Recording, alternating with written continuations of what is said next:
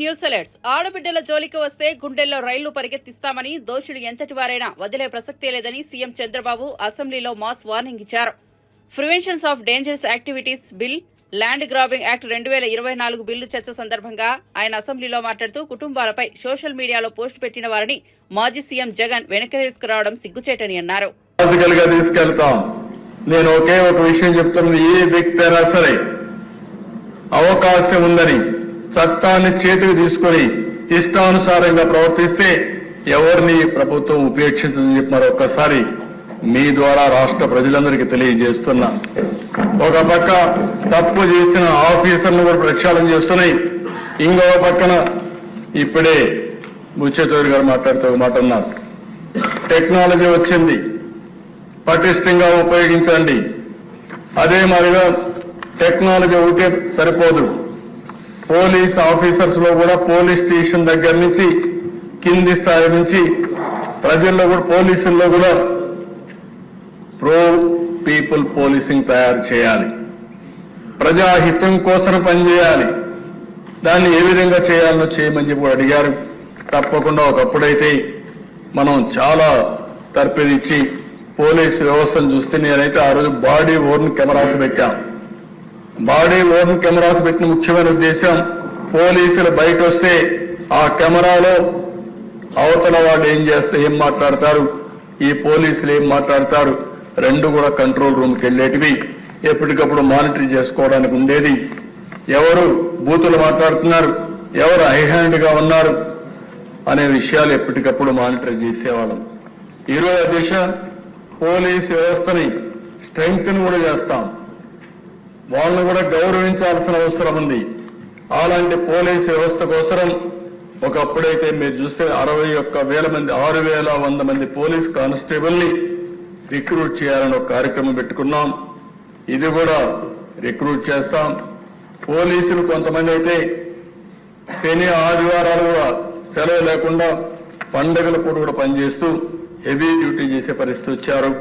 దాని నుంచి ఏ విధంగా ఇది చేయాలో చేస్తామని చెప్పి కూడా నేను మీకు తెలియజేస్తున్నా. పెండింగ్ డ్యూస్ అన్ని అధ్యక్ష మీరు చూస్తే దగ్గర ఒక 60 కోట్ల రూపాయలు ఒక అప్పులు బకాయిలు ఉంటే అవన్నీ రిలీజ్ చేశాం. సీసీటీవీ కెమెరాలకి కనీసం ఉపయోగించుకోలేని పరిస్థితి, కరెంటు ఛార్జీలు కట్టలేని పరిస్థితి, సర్వేలెన్స్ కెమెరాస్ అన్ని మూలపడేసే పరిస్థితి వచ్చారు. అవన్నీ కూడా ఈరోజు మళ్ళీ ఏ విధంగా వాడడం కోసం ముందుకు పోతున్నాం. ఇంకో పక్కన మోడర్నైజేషన్ ఆఫ్ పోలీస్ ఫోర్స్ 61 కోట్ల రూపాయలు అక్టోబర్లో రిలీజ్ చేశాం. ఇంకో పక్కన గవర్నమెంట్ ఆఫ్ ఇండియాకు పంపించాం. 99 కోట్ల రూపాయలు వాళ్ళు ఇవ్వడానికి సిద్ధంగా ఉన్నారు. అది కూడా తీసుకొచ్చి పోలీస్ ఫోర్స్ ని మోడర్నైజ్ చేస్తామని చెప్పి కూడా నేను మీకు తెలియజేస్తున్నాను. కడాన దిశ పోలీసు వెహికల్స్ కూడా నడిచే పరిస్థితి లేకుండా చేశారు. వేరే వాళ్ళ పోలీసు వాహనాలు తీసుకోవాల్సిన పరిస్థితి వచ్చింది. ముఖ్యమంత్రి టూరు పోతే వెహికల్స్ లేకుండా ప్రైవేట్ వెహికల్స్ పెట్టుకొని బలవంతంగా లాక్కునే పరిస్థితికి వచ్చారు. వాళ్ళు కూడా ఫోర్స్ ఎక్కడ దొరికితే అక్కడ కారు కబ్జాలు చేయడం, ఇలాంటివన్నీ చేసి ప్రతిష్ట పూర్తిగా దెబ్బతీశారు. అందుకే ఆలోచించాం, 2,812 కొత్త వాహనాలకు 280 కోట్ల రూపాయల డబ్బులు శాంక్షన్ చేశాం. ఎక్కడా రాజీ పడడం లేదు. ఇంకో పక్కన దిశ పోలీసు వాహనాలకి 4 వీలర్కి వీళ్ళు ఇచ్చే పెట్రోల్ చాలకపోతే వీళ్ళు వేరే వాళ్ళపైన ఆధారపడే పరిస్థితి వచ్చారు. అందుకే 150 లీటర్లుంటే దాన్ని 300 లీటర్లు చేశాం. 2 వీలర్కి 25 లీటర్లుంటే 50 లీటర్లు చేశాం.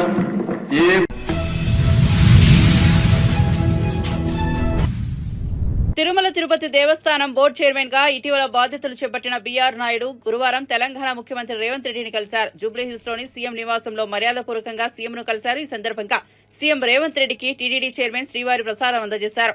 అనంతరం ఆలయ అభివృద్ధి, తీసుకోవాల్సిన చర్యలపై ఇరువురు కాసేపు చర్చించుకున్నారు.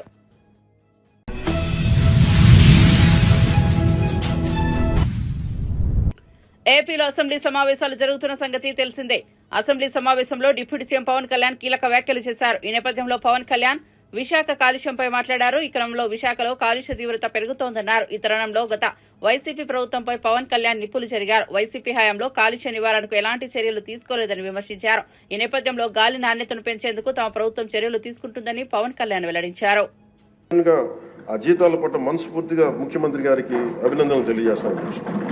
అలాగే 64 లక్షల మంది బెనిఫిషరీస్కి లబ్ధిదారులకి 4,000 చొప్పున వారికి 1,000 రూపాయలు పెంచి మరి ఇవ్వడం మనస్ఫూర్తిగా వారికి నా అభినందనలు తెలియజేస్తాను. అది కూడా అందరం వెళ్ళి వారి చేతికి అంటే దీనికి ఏ వ్యవస్థ అవసరం లేదు, ఉన్న వ్యవస్థని సమర్థవంతంగా వాడుకొని ఇంటికే క్యాష్ చేరవేయటం మనస్ఫూర్తిగా వారికి నా అభినందనలు తెలియజేస్తాను అధ్యక్ష. అలాగే పంచాయత్ డిపార్ట్మెంట్ సంబంధించి 1,452 కోట్లు మేము ఇప్పటికి ఖర్చు చేసాం అధ్యక్ష. అలాగే ఇండిపెండెన్స్ డే సెలబ్రేషన్స్ కూడా చాలా ఘనంగా జరుపుకున్నాం, డబ్బులు పెంచి అనేక సందర్భాల్లో తెలియజేశాను. 13,326 గ్రామ పంచాయతీలకి జాతీయ ఉపాధి హామీ పథకం కింద పల్లి పండుగ ద్వారా 4,500 కోట్లు నిధులు విడుదల చేశాం అధ్యక్ష. అలాగే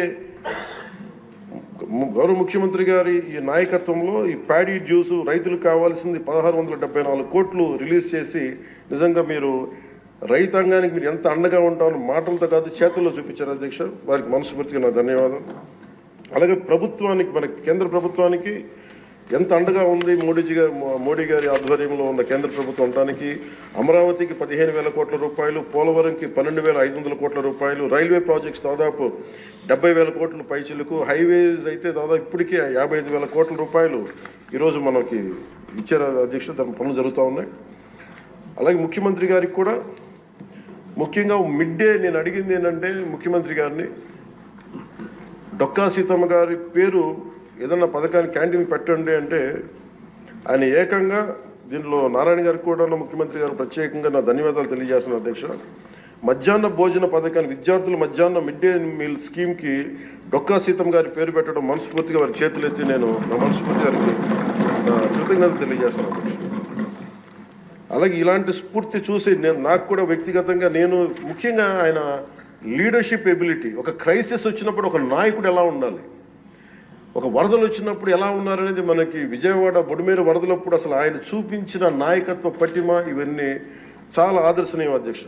మేము వెళ్ళి కాళ్ళు మన చొక్కా మడిచి ఆయన దిగి బురదలో నడిచి దిగి ఆయనకి అవసరం లేదు, ఆయన చేయించవచ్చు.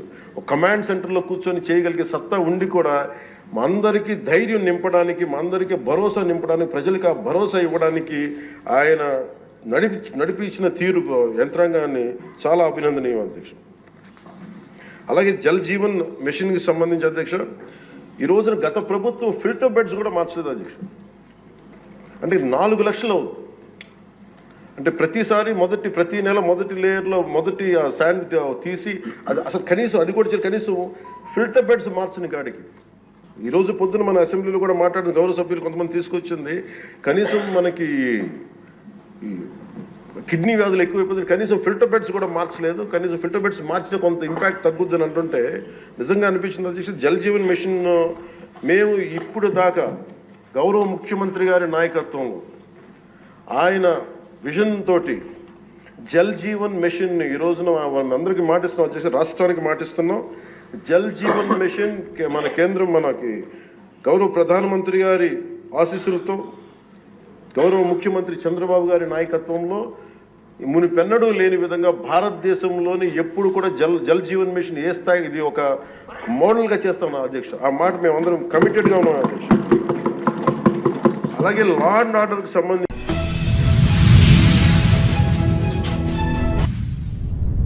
ప్రజాప్రభుత్వ ఫలాలు ప్రజలకు చేరకుండా కులగణన వంటి చారిత్రాత్మక కార్యక్రమాన్ని కొద్దిమంది దోపిడీదారులు అడ్డుకోవాలని తప్పుడు ప్రచారం చేస్తున్నారని డిప్యూటీ సీఎం బట్టి విక్రమార్క ఆగ్రహం వ్యక్తం చేశారు. ఇన్నాళ్లు సమాజాన్ని దోచుకున్న వారే ఈ రకంగా ప్రభుత్వ కార్యక్రమాలను అడ్డుకున్నారని విమర్శించారు. గాంధీభవన్లో మంత్రులతో ముఖాముఖి కార్యక్రమానికి హాజరైన ఆయన ఈ సందర్భంగా మాట్లాడారు. కాంగ్రెస్ కు ఓటేసిన ప్రజలు కార్యకర్తల ఆశలను, ఆలోచనలను నిరాశపరచబోమన్నారు. అందుకోసమే ఓవైపు ప్రజాభవన్లో ప్రజావాణి నిర్వహిస్తూనే మరోవైపు గాంధీభవన్లోనూ మంత్రులతో ముఖాముఖి కార్యక్రమం నిర్వహిస్తున్నామన్నారు. గత ప్రభుత్వానికి ప్రస్తుత ప్రభుత్వానికి తేడాను ప్రజలు గమనించాలన్నారు. గడీల మధ్య నుంచి బీఆర్ఎస్ పాలన సాగిస్తే ఇవాళ ప్రజాప్రభుత్వం ప్రజల వద్దకే ప్రభుత్వం వస్తోందన్నారు. ముఖ్యమంత్రి, మంత్రులే ప్రజల దగ్గరకు వెళ్తున్నారని చెప్పారు. లేదా ఈ వనరులన్నీ పోర్టుతో సహా అప్పచెప్పారా లేదా? వాటికి సమాధానం చెప్పండి. అవి చెప్పకుండా తెలంగాణ రాష్ట్రంలో అంబానీ వస్తే అంబానీకి ఏమి అప్పచెప్పట్లే. మేము రాష్ట్రంలోకి ఎవరైనా రావచ్చు పోవచ్చు, కానీ మా నాయకుడి ఆలోచనల్ని తూచా తప్పకుండా ఈ రాష్ట్ర ప్రభుత్వం, ఈ రాష్ట్ర ముఖ్యమంత్రి రేవంత్ రెడ్డి గారితో సహా యావత్ మంత్రిమండలి మొత్తం ఒకటే ఆలోచన. రాష్ట్ర సంపద అంతా ప్రజలకే చెందాలి, ప్రజలకే ఉండాలి. సంపద పోగేస్తాం, సంపద సృష్టిస్తాం, ప్రజలకే పంచుతాం. అదే మా నినాదం. మా నాయకుడు చెప్పింది కూడా హరీష్ రావు గారి ఇంట్లో మహిళలు ఎవరైనా ఉంటే, లేకపోతే టీఆర్ఎస్ పార్టీ సంబంధించిన మహిళలు ఎవరైనా ఉంటే పోయి ఆర్టీసీ బస్సు ఎక్కువను ఉచితంగా డబ్బు లేకుండా టికెట్ తీసుకొని టికెట్ అడగకుండా వాళ్ళని ఎక్కిస్తారా, ప్రయాణం లేకుండా ఉంటుందా లేదో చూడవాలి. ఆయనకి ఎక్కడైనా ఇబ్బంది ఉంటే వాళ్ళకి సంబంధించిన వాళ్ళని బస్సులో ఎక్కనేయట్లేదు, ఫ్రీగా ఉచితంగా ఎక్కనేయట్లేదు, ఓన్లీ మీ పార్టీ వాళ్ళని ఎక్కనిస్తున్నారు, మా వాళ్ళని ఎక్కనేయట్లేదు, ఈ పథకం అమల్లో రాలేదని ఏమన్నా ఫోన్ చేస్తే నేను కానీ పొన్నం ప్రభాకర్ గారు కానీ ఇమ్మీడియట్గా ఆ మహిళలు ఎక్కే బస్సులు ఎందుకు ఎక్కిలేదు దాని మీద ఎగ్జామిన్ చేస్తాం, చర్యలు తీసుకుంటాం, వాళ్ళని ఎక్కిస్తాం, ఫ్రీగా పంపిస్తాం, వాళ్ళు టికెట్ లేకుండా ప్రయాణం చేపిస్తాం. అట్లాగే వారి 200 యూనిట్లు వారు కాల్చుకుంటుంటే ఇంట్లో కరెంటు సంబంధించి ఆయన వాళ్ళ ఇంట్లో 200 యూనిట్ వరకే వాడుకుంటుంటే జీరో బిల్లే ఇస్తున్నావా లేదా అనేది చూపిస్తాం. ఇది వారిని 200 యూనిట్ల వరకు పరిమితమై వాడమని చెప్పండి, కరెంటు వారికి జీరో బిల్లు వస్తుందో లేదో చూపిస్తాం.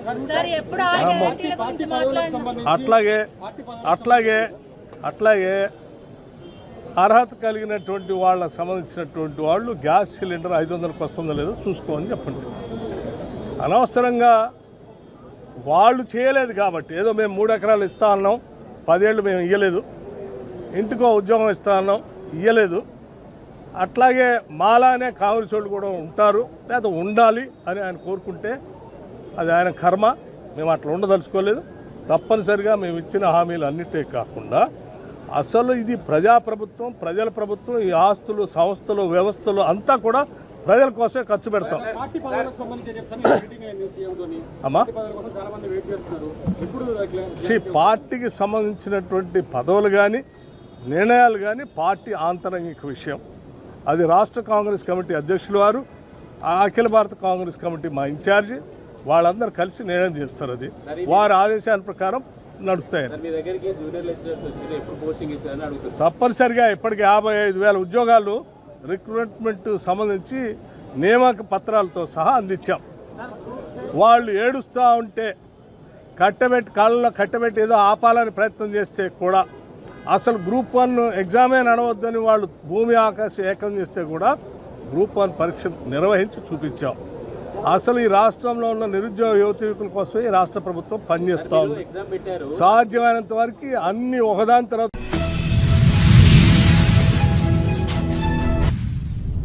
ఏపీలో 9వ రోజు అసెంబ్లీ సమావేశాలు కొనసాగాయి. ఈ క్రమంలో అసెంబ్లీ సమావేశంలో మంత్రి నారా లోకేష్ ప్రసంగిస్తూ ఉద్యోగాల కల్పనపై కీలక వ్యాఖ్యలు చేశారు. 5 లక్షల ఐటీ ఉద్యోగాల కల్పనే లక్ష్యంగా పనిచేస్తున్నట్లు మంత్రి లోకేష్ అసెంబ్లీలో తెలిపారు. ఈ లక్ష్యం చేరుకోవాలంటే 164 మంది ఎన్డీఏ ఎమ్మెల్యేలు సహకరించాలని మంత్రి లోకేష్ కోరారు. ఈ నేపథ్యంలో విశాఖలో టీసీఎస్ ప్రారంభిస్తామని మంత్రి లోకేష్ తెలిపారు. విశాఖలో ఐటీ హిల్స్ పై రాబోయే 3 నెలల్లో 2 ఐటీ కంపెనీలతో డేటా సెంటర్లు ఏర్పాటు చేస్తామన్నారు. చెప్పినట్లు టీసీఎస్ ఆల్రెడీ కమిట్ అయింది. టీసీఎస్ అనేది వస్తుంది, దాంట్లో ఎలాంటి సందేహం లేదు. విష్ణు కుమార్ రాజు గారు ఎప్పటికల్లా వస్తుందని అడిగినట్టున్నారు. 3 నెలలు టైం ఇవ్వండి తప్పనిసరిగా, ఎందుకంటే ఎగ్జిస్టింగ్ బిల్డింగ్స్ కి చిన్న ఏర్పాట్లు చేయాల్సిన అవసరం ఉంది. 3 నెలల్లో తప్పనిసరిగా టీసీఎస్ విశాఖపట్నంలో ప్రారంభిస్తున్నారు. అంతేకాకుండా ముందు చూపుతో వాళ్ళని నేను చంద్ర సార్ని కోరాను, మీరు క్యాంపస్ ఏర్పాటు చేయాలి విశాఖపట్నంలో అంటే ఆయన ఒప్పుకున్నారు. దానికి ఆల్రెడీ భూములు కూడా మేము ఎత్తుకుతున్నాం. దానిపైన కూడా నేను చాలా క్లియర్ గా 2-3 చెప్పిన తర్వాత దాన్ని కూడా వస్తాను. అధ్యక్ష, పెద్దలు వంశీకృష్ణ గారు అడిగినట్లు అధ్యక్ష, ఇక్కడ ఎకో సిస్టమ్ కూడా ఏర్పాటు చేయాలి. దాంట్లో భాగంగా నేను కూడా ఐటీ కంపెనీలందరితో మాట్లాడినప్పుడు ఇన్ఫోసిస్ తో కూడా మాట్లాడాను. వాళ్ళని కూడా ఒక క్యాంపస్ ఏర్పాటు చేస్తే బాగుంటుందని వాళ్ళని కోరాను. వాళ్ళు కూడా ఆల్రెడీ భూములు ఎత్తుకుతాం జరుగుతుంది అధ్యక్ష. ఏదో ఒక బిల్డింగ్ 500-600 కాదు, క్యాంపస్ అనేది అవసరం ఉంది. దానికి వాళ్ళకి భూములు కూడా ఇప్పుడు ఎత్తుకుతాం జరిగింది, మొదలుపెట్టాం అధ్యక్ష. నేను అనుకుంటా మాక్సిమం ఒక 6 months లో కొబ్బరికాయ కొట్టచ్చు నేను ఆశిస్తున్నాను. దానికి నేను చాలా కష్టపడుతున్నా. మీరు 20,000 ఉద్యోగాలు అడిగారు అధ్యక్ష. 5 సంవత్సరాలు 20,000 ఉద్యోగాలు నా టార్గెట్ కానే కాదు. పెద్దలు అన్నట్టు 5 లక్షల ఉద్యోగాలు ఒక ఐటీ రంగంలో ఆంధ్ర రాష్ట్రంలో క్రియేట్ చేయాలనేది టార్గెట్ గా నేను పనిచేస్తున్నాను అధ్యక్ష. మనం యుఎస్ కూడా వెళ్ళాను. అనేక డేటా సెంటర్ సంస్థలతో కూడా నేను కలుస్తాను జరిగింది అధ్యక్ష. ఒకసారి చూస్తే 2019 నుంచి 24 వరకు గత ప్రభుత్వం దీనిపైన ఎలాంటి ఫోకస్ పెట్టక డేటా సెంటర్ ఎకో సిస్టమ్ ఒక పక్క ముంబైలో, ఇంకో పక్కన తమిళనాడులో, అదేవిధంగా తెలంగాణలో వస్తాం జరిగింది అధ్యక్ష. అదే గాని మనం గాని ఆనాడు తీసుకొచ్చిన పాలసీ ముందలు తీసుకెళ్ళి ఉంటే Visakhapatnam data centre capital of the world అయ్యేది అధ్యక్ష. మనం చూస్తే డేటా సెంటర్స్ లో ప్రపంచ వ్యాప్తంగా ప్రతి సంవత్సరం $300 బిలియన్ $300 బిలియన్ ఖర్చు పెట్టిపోతున్నారు అధ్యక్ష ప్రతి సంవత్సరం. నా లక్ష్యం $100 బిలియన్ భారతదేశానికి రావాలి, దాంట్లో ఎక్కువ శాతం ఆంధ్ర రాష్ట్రానికి రావాలనేది నా లక్ష్యం అధ్యక్ష.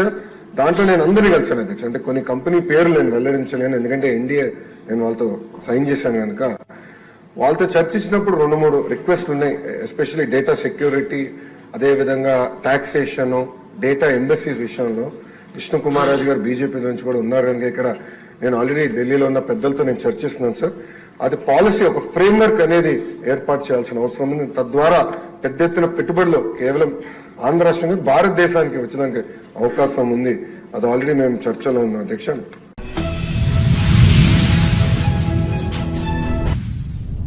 మహబూబాబాద్ లో బీఆర్ఎస్ ఆధ్వర్యంలో నిర్వహించతలపెట్టిన ధర్నాకు పోలీసులు అనుమతి నిరాకరించారు. దీంతో రాష్ట్ర ప్రభుత్వంపై మాజీ మంత్రి ఎమ్మెల్సీ సత్యవతి రాథోడ్ తీవ్ర వ్యాఖ్యలు చేశారు. ఆమె మీడియాతో మాట్లాడారు. కేటీఆర్ ధర్నా పిలుపుతో సీఎం రేవంత్ రెడ్డితో వణుకు పుట్టిందని, మానుకోటలో బీఆర్ఎస్ ధర్నా చేస్తే రాష్ట్రమంతటా ప్రజలు ఆందోళన చేపడతారనే భయంతో అనుమతి ఇవ్వడం లేదన్నారు. కాంగ్రెస్ పార్టీ అధికారంలోకి వచ్చిన తర్వాత శాంతి భద్రతలకు రక్షణ లేకుండా పోయిందని మండిపడ్డారు.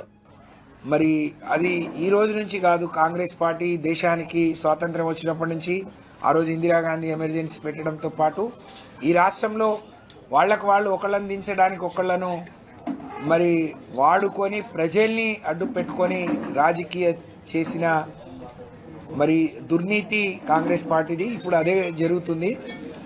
లగచెర్లలో గిరిజనుల మీద జరిగిన దమనకాండను రాష్ట్రమంతా తెలియజెప్పాలి, రాష్ట్ర ప్రజలందరూ మరి తెలుసుకోవాలి అని ఆలోచనతోని ఏదైతే ఇక్కడ ఈరోజు మేము తలపెట్టామో ధర్నాను, అయిపోయే ధర్నాను అనవసరంగా మానుకోటకు ఒక కొత్త సంస్కృతి తీసుకొచ్చి దాన్ని అడ్డుకోవాలని కాంగ్రెస్ పార్టీ నాయకులు పిలుపుయటం, అలాగే పోలీసులు మరి మా అనుమతి నిరాకరణ చేయడం చాలా దుర్మార్గం, అన్యాయం. మరి రాత్రి 11:30 వరకు సుమారు 6-7 గంటలు మేము ఎస్పీ ఆఫీస్లో లోపల 3 గంటలు బయట 3 గంటలు ఎదురు చూసినా కూడా మరి ఎంత ఒత్తిడి ఉంటుంది ఎస్పీ గారి మీద, పోలీసుల మీద అనేది మేము అర్థం చేసుకోగలుగుతాం. కాంగ్రెస్ పార్టీకి వెనతో పెట్టిన విద్య పోలీసులను పావులుగా వాడుకొని వాళ్ళని బలిపశువు చేయడం అనేది మరి. కానీ నిన్నటి సంఘటన అయితే నిజంగా అందరూ కూడా ఖండించాల్సిన అవసరం ఉంది అని చెప్పి నేను తెలియజేస్తా ఉన్నాను. మానుకోటని ఇవాళ చూస్తే కర్ఫ్యూ తలపిస్తూ ఉంది. కోవిడ్ అప్పుడు కూడా ఇలా లేదు. కర్ఫ్యూను తలపించే విధంగా మానుకోటను తయారు చేసిరు. దీనికి బాధ్యత స్థానిక ప్రజాప్రతినిధులు, ఎంపీ గారు, అలాగే 2 శాసనసభ్యులు. ఎవరైనా శాంతియుతంగా సభలు జరగాలని కోరుకోవాలి, కానీ మీరు రాళ్లతో కొట్టండి, అడ్డుపడండి, అడ్డుకోండి అని మాట్లాడటం దుర్మార్గం. నేను గౌరవ ఎస్పీ గారిని మా మీటింగ్ పర్మిషన్ ఇవ్వకుండా శాంతి భద్రతలు కాపాడే మరి సాకుతో మీరు అనుమతిని ఏ విధంగా నిరాకరించిందో, మా రామచంద్రు మాట్లాడినా, బలరాం మాట్లాడినా, మురళి మాట్లాడినా మరి సుమోటోగా వాళ్ళ మీద కేసు పెట్టాలని చెప్పి ప్రజాప్రతినిధులు, ప్రజల మరి మాన ప్రాణాలకు రక్షణ కల్పించాల్సిన వాళ్ళు ఇంత దిగజారి ఇంత దుర్మార్గంగా మాట్లాడటం శోచనీయం, దురదృష్టకరం. ఇలాంటి వాళ్ళు మనకు ప్రజాప్రతినిధులుగా ఉండటం ఈ ప్రాంత ప్రజలు చేసుకున్న పాపంగా నేను భావిస్తూ ఉన్నాను. కాబట్టి పోలీసులు వెంటనే వాళ్ళ మీద సుమోటోగా కేసు పెట్టాలని చెప్పి నేను విజ్ఞప్తి చేస్తూ, డిమాండ్ చేస్తూ మరి వాళ్ళ మీద చర్యలు తీసుకోవాలని కూడా చెప్తూ, బీఆర్ఎస్ పార్టీ కార్యకర్తలకు, గిరిజన సంఘాల నాయకులకు, ప్రజా సంఘాల నాయకులకు నిజంగా లగచెర్ల దేశవ్యాప్తంగా అనేక దాడులు మరి ఖండించిన రాహుల్ గాంధీ ఎందుకో నోరు మూతపడిపోయింది. ఆయన చెవు నుండి వినలేని కబోదిలాగా మారిపోయాడు. ఒక్క పిలిపియండి నేను వాలిపోతాను అంటే దాదాపు 300 కుటుంబాలు, 250 నుంచి 300 కుటుంబాల ప్రజలు వాళ్ళ గోడును మరి హైదరాబాద్ నుంచి ఢిల్లీ దేశ రాజధాని వరకు కూడా చెప్పినా రాహుల్ గాంధీకి వినపడకపోవడం దురదృష్టకరం. అంటే నువ్వు మాట్లాడిన మాటలకు ఒక నీతి లేదు, నీ మాటలకు చాతలకు పొంతన లేదు. రాహుల్ గాంధీ గారు, రేవంత్ రెడ్డి గారు కట్టే కప్పానికి, రేవంత్ రెడ్డి గారు మీకు చేసే ఊడిగానికి మరి మా గిరిజనులను బలిపశువులు చేయొద్దు. మరి గిరిజనుల మరి పక్షాన ఉండాల్సిన గిరిజనులు ఎవరు?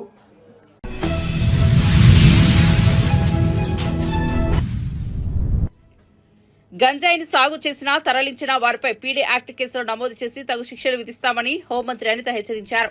9వ రోజు ఏపీ అసెంబ్లీ సమావేశాల్లో ప్రశ్నోత్తరాల సమయంలో రాష్ట్రంలో గంజాయి కట్టడికి తీసుకుంటున్న చర్యలపై సభ్యులు అడిగిన ప్రశ్నలకు ఆమె సమాధానమిచ్చారు. వైసీపీ ప్రభుత్వం గంజాయి బ్యాచ్, బ్లేడ్ల బ్యాచ్లు ఎన్ని ఆగడాలకు, అఘాయిత్యాలకు పాల్పడినా ఎలాంటి చర్యలు తీసుకోలేదని విమర్శించారు. గత ప్రభుత్వం 5 ఏళ్ల పాలనలో ఒక్కసారి కూడా జగన్ గంజాయిపై సమీక్ష నిర్వహించలేదని గుర్తు చేశారు. ప్రభుత్వం అండదండలు చూసుకునే దుండగులు రెచ్చిపోయారని ఆగ్రహం వ్యక్తం చేశారు.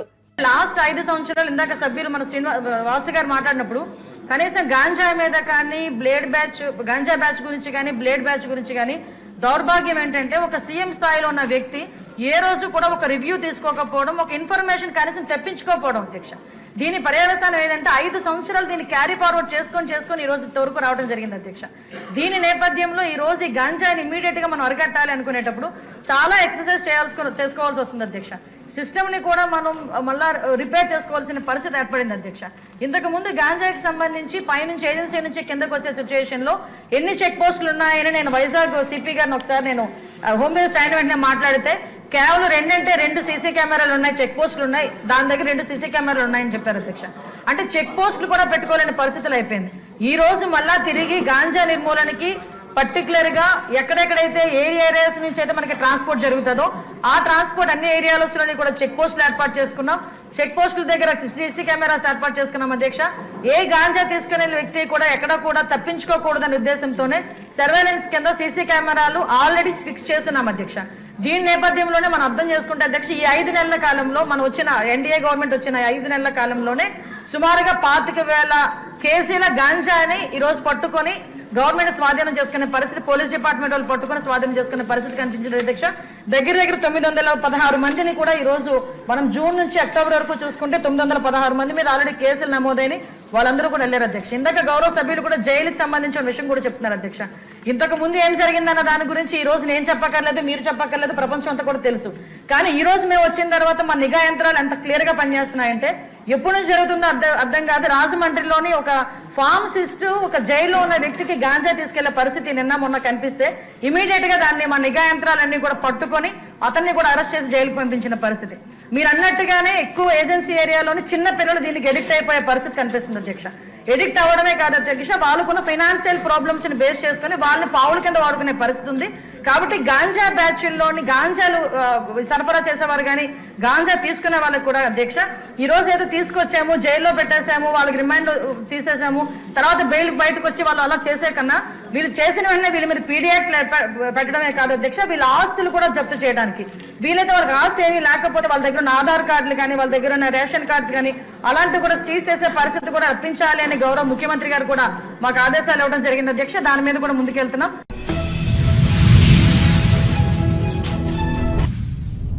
హైదరాబాద్ లో లోక్ మంథన్ కార్యక్రమాన్ని మాజీ ఉపరాష్ట్రపతి వెంకయ్యనాయుడు ప్రారంభించారు. ఈ సందర్భంగా మాట్లాడుతూ మూలాలకు వెళ్లాలని చెప్పేందుకు ఈ కార్యక్రమం అని అన్నారు. భారత సంస్కృతిని వెలికి తీసేందుకు ఇలాంటి కార్యక్రమాలు చాలా ఉపయోగపడతాయని చెప్పారు. ప్రకృతిని ఎదుర్కోవడం అందరి బాధ్యత అని గుర్తు చేశారు. అమ్మ భాషకు తొలి ప్రాధాన్యత ఇవ్వాలని సూచించారు. పిల్లలను సున్నిహితంగా పెంచకుండా చిన్నతనం నుంచే కష్టం అంటే ఏంటో తెలిసేలా పెంచాలని అన్నారు. కుటుంబ వ్యవస్థను పటిష్టంగా ఉంచుకోవాలని సూచించారు. పెద్దలను గౌరవించేలా పిల్లలను తయారు చేయాలని అన్నారు. కాగా ఈ కార్యక్రమం శిల్పారామంలో 4 రోజుల పాటు జరగనుంది. 2016లో మధ్యప్రదేశ్ రాజధాని భోపాల్లో లోక్ మంథన్ ను వైభవంగా నిర్వహించారు. ఈ 2 ఏళ్లకు ఒకసారి ఒక్కో రాష్ట్రంలో నిర్వహిస్తూ వస్తోంది. ఈ రకంగా ఇది 4వ లోక్ మంథన్. దక్షిణ భారతదేశంలో మొట్టమొదటిసారి హైదరాబాద్ లో నిర్వహిస్తున్నారు.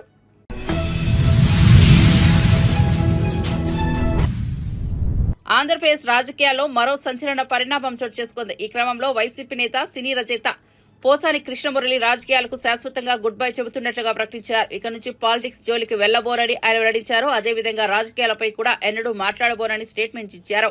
వైసీపీనే కాదు ఇప్పటి వరకు ఏ పార్టీలోనూ తనకు సభ్యత్వం లేదని తెలిపారు. ఏ పార్టీ అయినా తాను సామాన్య ఓటర్లాగే ప్రశ్నించానని, మంచి చేస్తే వాళ్ళకి సపోర్ట్ చేశానని అన్నారు. తన చివరి శ్వాస వరకు కుటుంబం కోసమే బతుకుతానని పోసాని కృష్ణమురళి స్టేట్మెంట్ ఇచ్చారు. నేను అన్ని పార్టీలకి నేను సపోర్ట్ చేశా. ఎప్పుడు ఆ పార్టీల్లో ఉన్న నాయకుడు గుణగణాలను బట్టి అన్ని పార్టీల్ని విమర్శించా. ఎప్పుడు ఆ నాయకులు ఎవరెవరైతే ఆ నాయకులు ఉన్నారో అప్పట్లో ఆ పార్టీకి వాళ్ళు తప్పులు చేస్తే విమర్శించా. తప్పులు చేయకుండా నేను ఎవరిని విమర్శించలా. మీరు నా రాజకీయాలు 83 నుంచి మాట్లాడుతున్నా. మీరు ఒక్కటైనా మీరు చెప్పండి.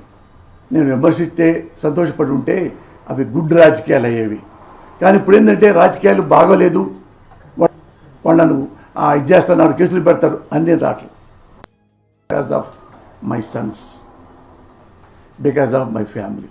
నా మీద కేసులు ఉన్న తర్వాత నా మీద కేసులు పెడతారేమో అని రాజకీయాలు బానేస్తే లెక్క వేరే. నేను తప్పు చేశానని చెప్పి కేసులు పెట్టేస్తే ఇప్పుడు నేను రాజకీయాల నుంచి బయటకు వెళ్తే వెనక్కి తీసేసుకుంటారా? ప్రభుత్వం అంతా ఆ పోలీసులు తీసేసుకుంటారా? అంటే అంత బ్లాక్ మెయిలర్సా పోలీసులు అని అడుగుతున్నా. నేను ఇద్దరు కిడ్నాప్ చేసి 10 లక్షలు కాజేశా, కేసు పడింది, టక్కన బీజేపీలోకి వెళ్ళిపోయా, మోడీ జై అని. అంటే కేసులు ఉండవా? అంటే అంత అసమర్థత ఈ భారతదేశ రాజకీయం.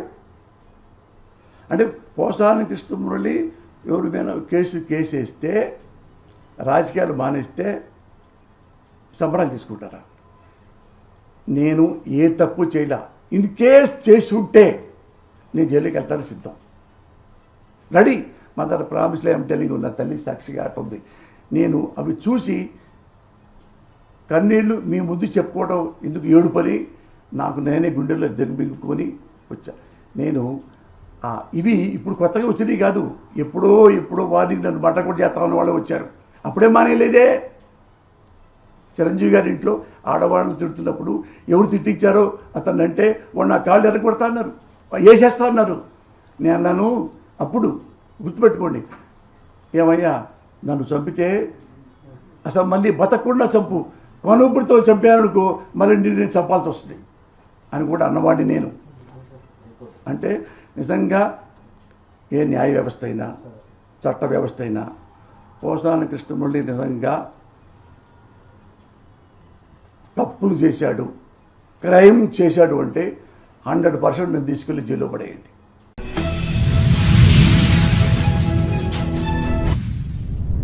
రాష్ట్రాన్ని వర్షాలు వీడటం లేదు. రాష్ట్రంలో మరోసారి భారీ వర్షాలు కురిసే అవకాశం ఉందని రెవెన్యూ శాఖ ప్రత్యేక ప్రధాన అధికారి ఆర్పి సిసోడియా తెలిపారు. ఈ క్రమంలో రైతులు తక్షణమే వ్యవసాయ పనుల్లో తగిన జాగ్రత్తలు తీసుకోవాలని సూచించారు. అయితే పలు జిల్లాలో వరి కోతల సీజన్ ప్రారంభం కావడంతో ప్రత్యేకించి వ్యవసాయ శాఖ అధికారులు రైతులకు అందుబాటులో ఉండాలని సూచించారు. విపత్కర పరిస్థితులను రైతులు ఎదుర్కొనేందుకు అవసరమైన అన్ని చర్యలు తీసుకోవాలన్నారు.